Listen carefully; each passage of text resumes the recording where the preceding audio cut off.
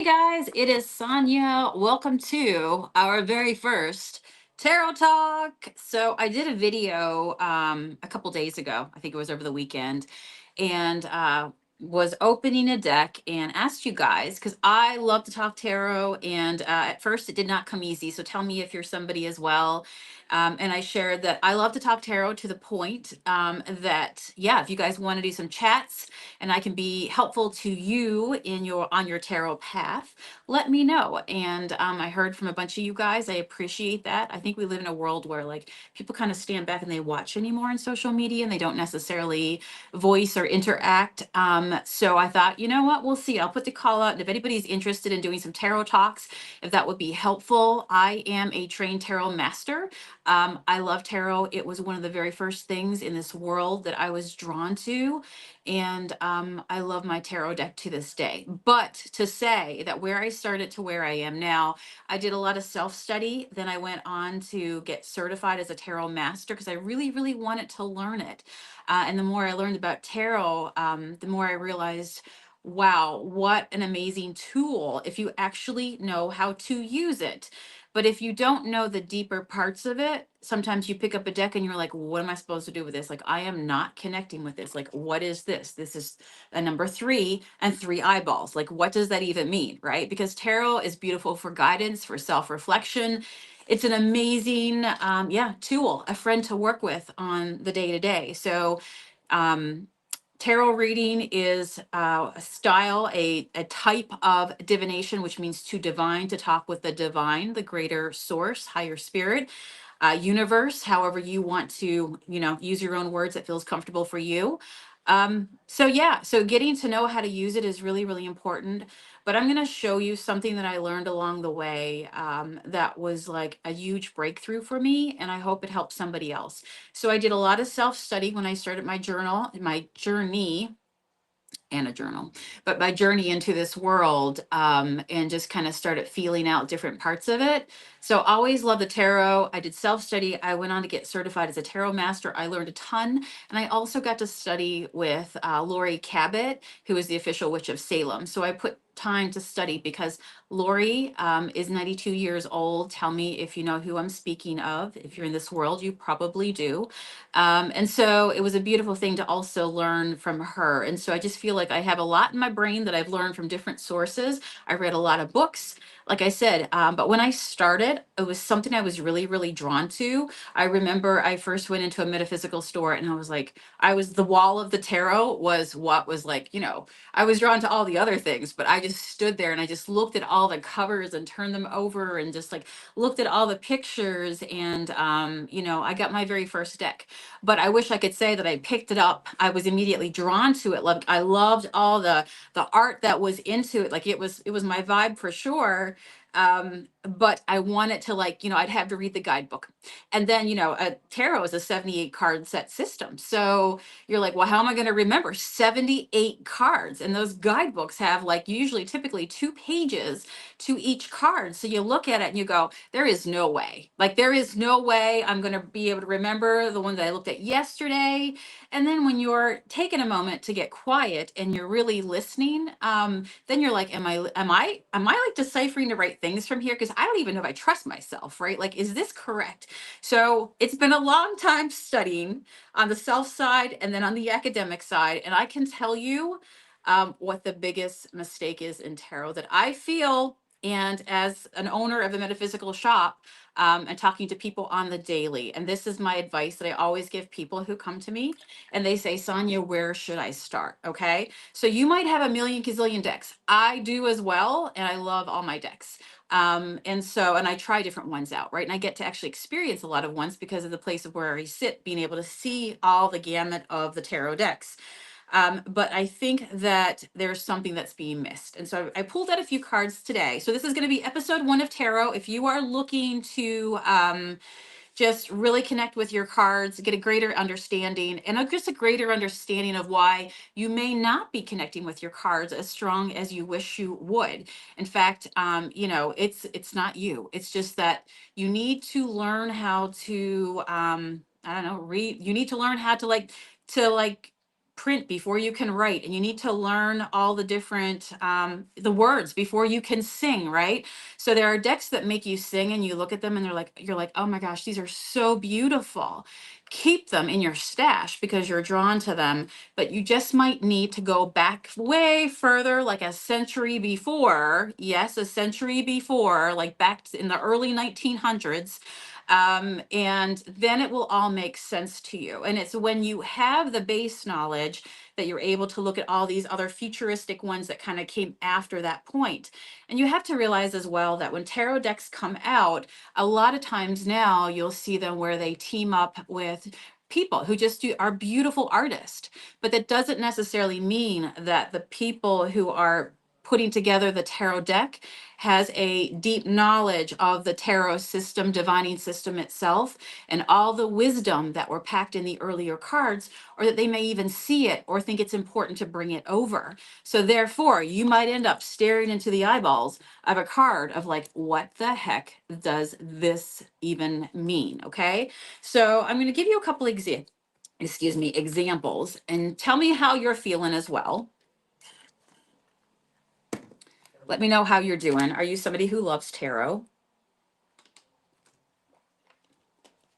I killed the coffee. Now I got to keep drinking water here because I got a lot to say, okay? But it's important. So make sure you tune in when I do these tarot talks, because we're going to go through the tarot deck, but we're going to start at the very foundation, and the one that I encourage you to get, okay? This is the Rider Waite Smith tarot deck, early 1900s. This was the game changer for the tarot world.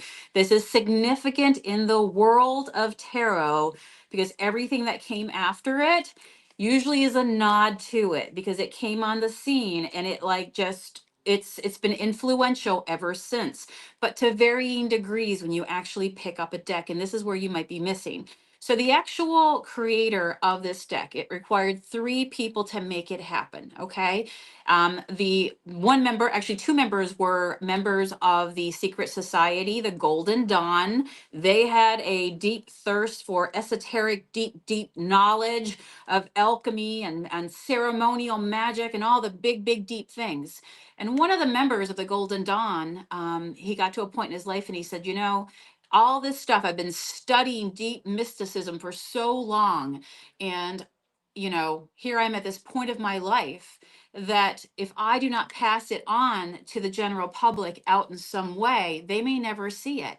And all this deep knowledge that I've learned will not get carried on unless you're a part of maybe some secret circle initiate, you know, inside some secret walls to learn all this in-depth knowledge. So what he did was he got with another member of the Golden Dawn, and her name was Pamela Smith.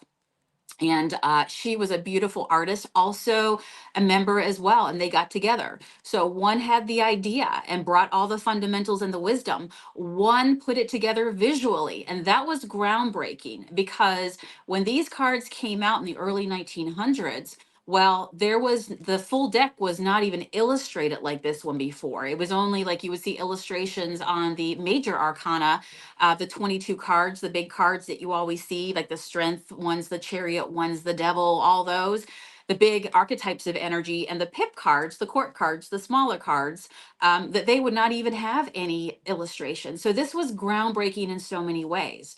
But 2 members of the Golden Dawn working together, one with the fundamentals, packing the wisdom in there that he wanted to pass on to others, one bringing it to life, bringing all the symbols. This is a language of symbols, okay? And so when you learn the symbols, you learn the language. And if you don't learn the symbols, then you have no idea what the language is. Make sense? So we sometimes are drawn to these beautiful decks, but please learn to walk before you run, and it's going to make it so much easier for you. And then you don't have to memorize, because when you understand that this is a language of symbols, and this is the deck that really just, like, all the decks that came after, you know, you ever notice how it's a nod to this one because this was so influential? This one, like, it's still on our shelves, right? Since the early 1900s. It's impactful, and it became such an important thing in the tarot world. So decks follow this one, a lot of them, a vast amount of them do. But if you don't know that it's all symbols, and then maybe some artist goes and they put their rendition, they may miss things. It may get left out. And that might be a deck that you're drawn to, but you're missing some fundamental pieces. Does that make sense? Tell me if it does. So this deck here, if this is full of esoteric knowledge, once you learn the symbols, you're able to speak it. You don't have to remember it. And then you look at the placements of the symbols and how they're laid out in the whole story of the Fool. That's us, right? The zero on top, the Fool, unlimited possibilities, and just how we go through life, the big energies that we come in contact with, and the data activities that we get involved in. So I'm going to continue talking about this deck, but I want to give you some examples. Okay, so you can look at the decks that you have right now in your closet, on your shelf, and if you need this deck, you can come in. We do. I just checked. We have a bunch of these in stock. We're always selling out of them. And if you came in to talk to me, I tell you, if you're just getting started, please learn how to walk before you run, because it's going to make it a whole lot easier when you find your footing. And I'm going to show you exactly what I mean. Stay tuned. And also, if you're somebody who can't get into the shop, you can go to cauldronandthorn.com, just click tarot decks, and I just put it up there as well. I would be happy to send you a deck. So this can be like you're gonna have, seriously, I have my deck here. If you book a reading with me, this is what I read from. And I always say, I want you to know that I read Oracle at the very end, but at the very beginning, I read the old tarot. Okay. This is over a century old, and it is full of symbols that I have studied. And we've been reading symbols on cave walls forever. So I know that you can get it as well.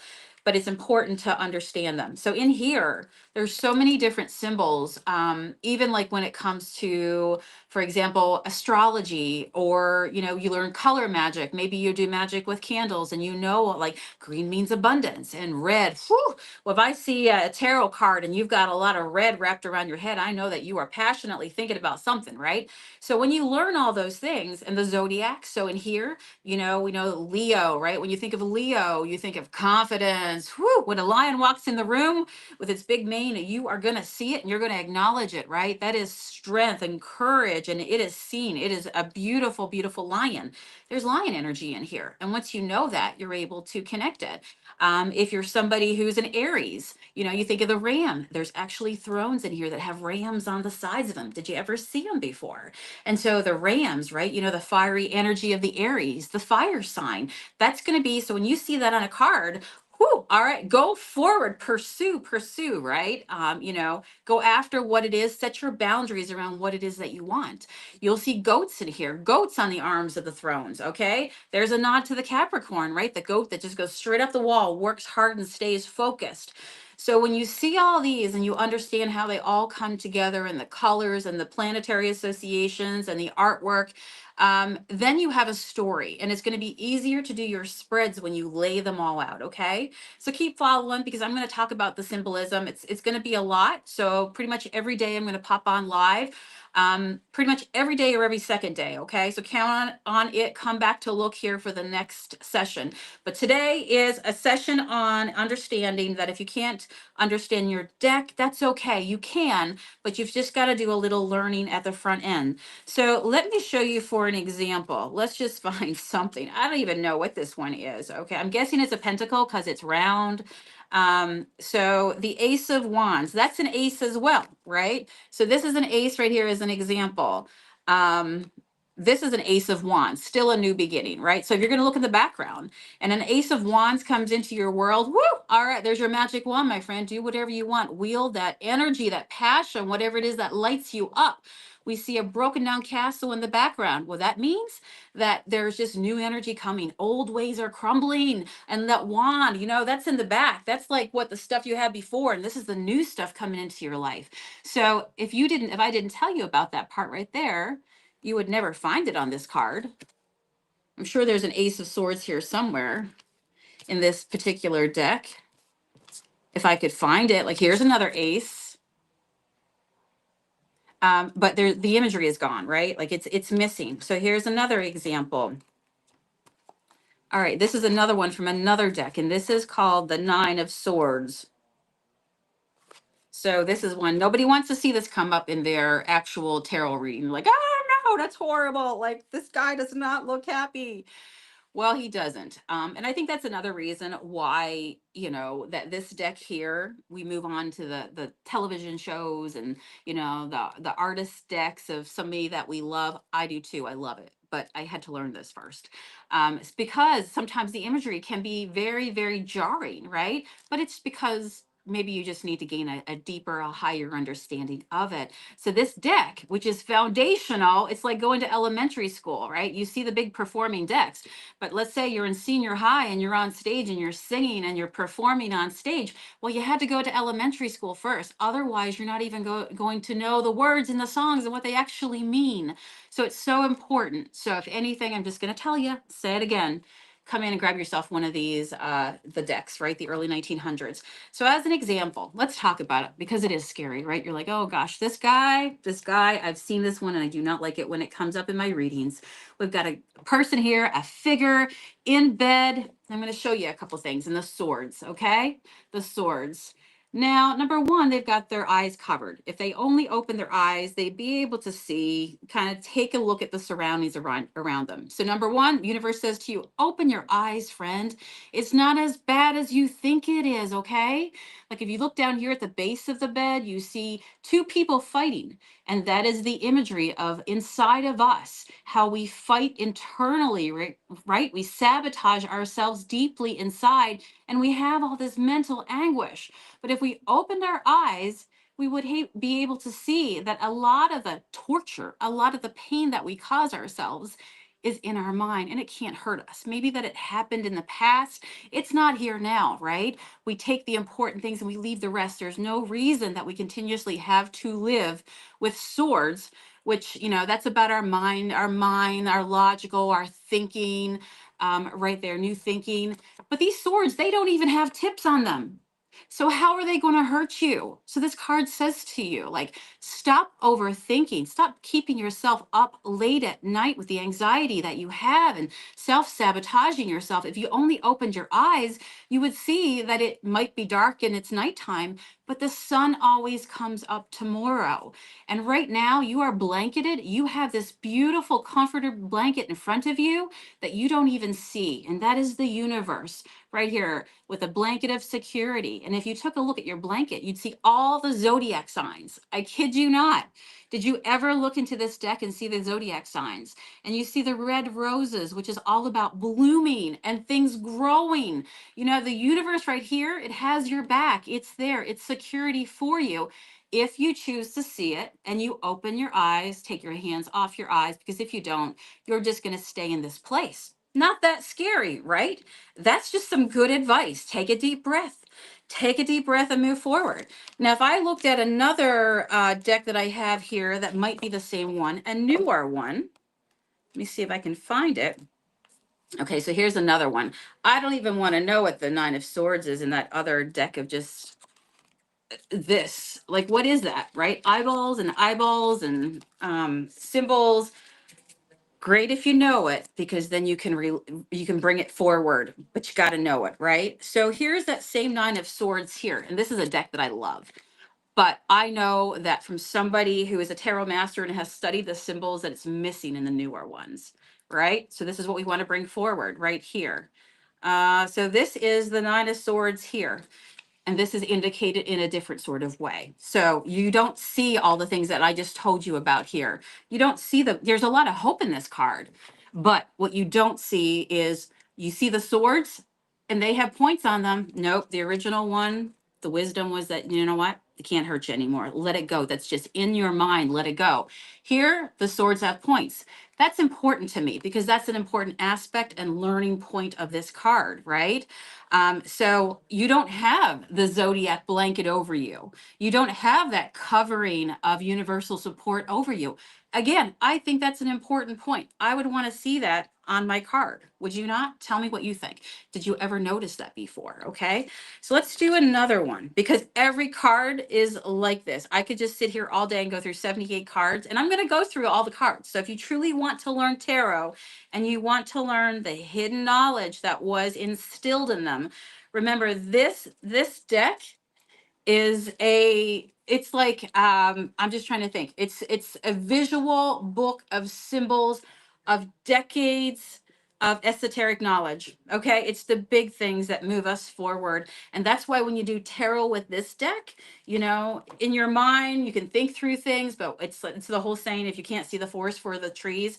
But when you use tarot and you can read it, you can pull it out, and it gives you just a space to, like, okay, I can see where this is going. I can see the energies around me. I can see what's working. I can see what's not working. And if I don't step up and do what I got to do, well, this is what these energies are going to lead to. All right. So you might want to think about tarot, like when you tune in, if I tune in right now to a weather report, it's going to tell me with the current energies around us right now, this is what it looks like. Now, the good thing is that I have control of my weather system. So it gives me an outlook, but I know that I have control and I can stop at any point and go, okay, I got to stop doing this to myself. Okay. I just got to rise above that. And I have the control. And that is the beautiful thing of tarot, right? And that's why you always hear me talk about the chariot. It's like you ride your own chariot. Let's wait till we get to the chariot card. You're going to love it. I'm going to show you all the things. Okay. So let's take a look at the Queen of Pentacles. The Queen of Pentacles, okay, in the over a century old, the tarot deck that changed the rest of all the tarot decks, or at least the vast majority of them that try to be this deck or give a nod to it. It was just so substantial. But not their fault. They may not have studied tarot, right? So they just kind of like enlarge upon the imagery. So if you can't connect with it, this might be why. You've got to learn the foundational pieces and then look for them in your newer tarot, and you're like, ah, yes. Okay, they displayed it differently, but now I know what to look for. So here we have the Queen of Pentacles. She is beautiful right there. She is sitting upon her throne of wisdom. And she's not looking at me. She's not looking at you. She's not looking at the past. You know what she's fully focused on? She is fully focused on her pentacle. Okay. Now we'll talk about as the days go on about how the pentacles are the things right here, the material things in life, the things that you're working towards. Okay. The tangible things. That's the career. That's the relationships. That's literally collecting the coin, right? The vehicle that moves us forward to be able to do things in life. And she is focused real hard on that. This card's about really, just being like, when this card comes up in a reading for me, it's about literally, queen, be focused, okay? Be focused. And don't look anywhere else in the past, in the future, just day to day, in the present, because it's in the past that if we dwell too much in the past, we have depression. If we dwell too much in the future, then we have anxiety, right? But we stay in the present and we stay centered. So continue to work hard that your garden will grow for you, but it's important to have patience and to grow hard as you move and to grow as you move forward, right? But the patience is important. And you know how I just talked about, I said to you about how this is how you're not getting, you're not getting impatient. Well, did you know that in the corner, there's a rabbit in this card. Do you see him? He's right down here above my pointer finger. Okay. And that is the knowledge of being anxious, being a worrywart. That's not going to help you. We can be so nervous. We can work ourselves up into this, but that's us, right? That was these two cards coming up for me together. I'm going to know, right? Listen, it's you got to give it up. You got to lay your swords down, okay? You're doing a lot of damage to yourself. You've got to get out of your head, literally. Focus on the goal that is coming ahead, not anywhere else, not the past, not the future, just now in the present. Sit on your throne of wisdom, okay? Ground yourself. And that rabbit down there, well, rabbits are a symbol of, they're quick, right? If you see a rabbit, whew, all right, they skid off, they stamp their back foot, all the things, right? They're like anxiety for sure. They're very quick to move. And they're gone. They're gone, just quick as a bunny, gone. So this is your reminder. Don't focus on the anxiety, friend. Do not focus on the rabbit, okay? We're not chasing rabbits today in bushes.